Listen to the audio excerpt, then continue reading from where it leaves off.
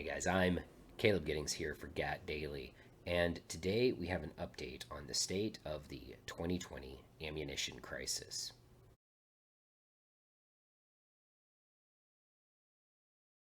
You may have seen a report from Friday that Vista Outdoors is back ordered to the tune of $1 billion of ammunition, which is more than a year's worth of orders and represents the state of the incredible demand for ammo right now all across the entire firearms industry. This information was released on Vista's second quarter earnings call, where they discussed how their revenue has been up, which is great news. They are making money, but they also discussed the fact that there's no ammo and it's not coming back anytime soon. I spent some time talking to some other ammunition manufacturers, and they're all pretty much in the same spot in terms of the amount of back order that they have. Now, what does this mean? And what does this look like? And what does this mean for when ammo is going to come back? And that's the question that we're going to answer today. When is ammo coming back? Previously, we talked about the ammo crisis. We talked about this way back in July. And we had some balls in the air back in July that we didn't know how they were going to land out, right? And we still have one that we don't know how it's going to land, and that's the Senate races. That's control of the Senate. Who's going to have that? Is it going to be Republicans or is it going to be Democrats? Right now, I am cautiously optimistic in saying Republicans are going to retain control of the Senate, but I'm not that optimistic, which is why I'm going to knock on wood as I say that.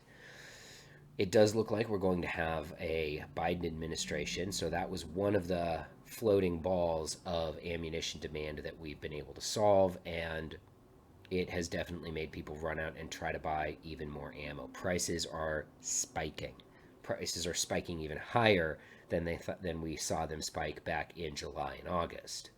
So, with Biden becoming the president sometime in January, with the control of the Senate also being decided in January, that's our last hurdle that we have to get over to figure out what's going to happen with gun control, which will hopefully help tamp the demand down for ammunition. Right now, with major manufacturers like Vista back ordered for $1 billion and other manufacturers having over 18 months worth of back orders, what that means in a practical sense is that every single round of ammunition that these factories produce is already spoken for.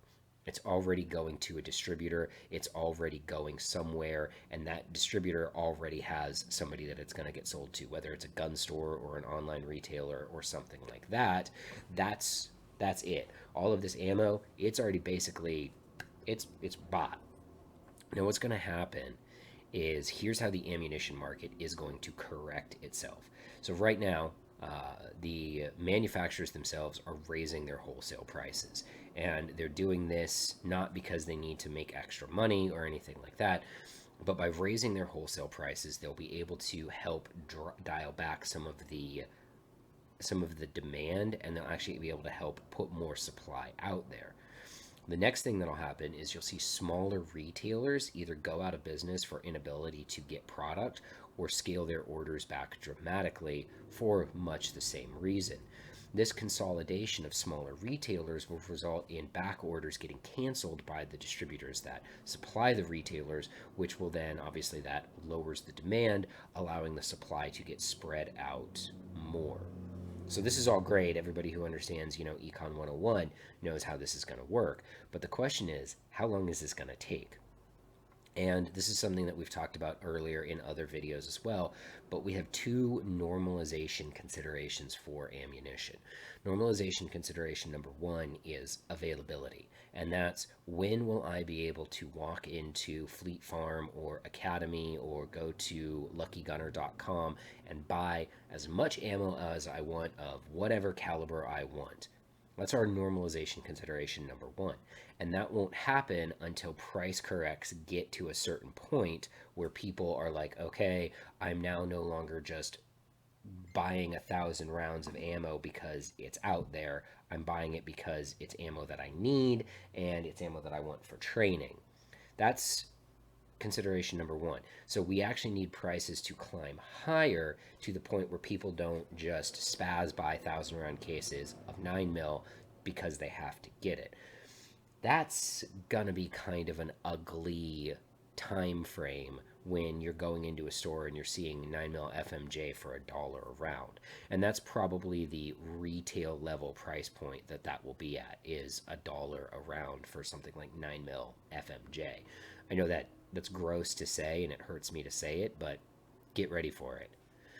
Now, once that happens, once we get to that point, and we, assuming Republicans retain control of the Senate, which will act as a brake on gun control, which will then act as a way to help people calm down about the ammo situation, we could arrive at that point as soon as 8 months, like 8 months into 2021. So January, February, March, April, May, June, July, August. We could start to see inventory normalization around August of 2021. Pricing normalization will not happen for a long time after that, and I am now extending my prediction that I made in a previous video to say that pricing normalization will not happen until Q4 of 2022. So that is your ammo crisis update. It's not good news, guys. If you have ammo and you want to train, great. Keep your training up, keep your shooting up. I do want to foot stomp. There is still ammo available. You can still get 9 mil. You can still get 5.56, but you're going to pay for it. I'm Caleb Giddings. Thanks for watching.